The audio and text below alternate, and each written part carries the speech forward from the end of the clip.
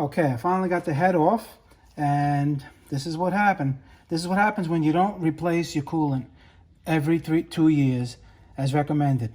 First of all, clogged the radiator, overheated the engine, warped the heads, and that's what caused this problem. But I'm going to show you other things. Over here, the combustion chamber from here to here, it hits the gasket. When you take the gasket off, you can clearly see this is a water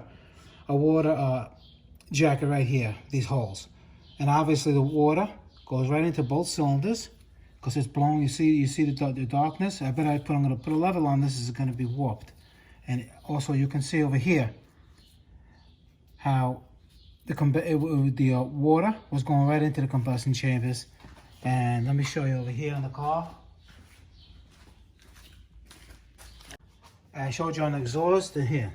That water is not supposed to be in there. This is coolant. Let me show you. Hold on.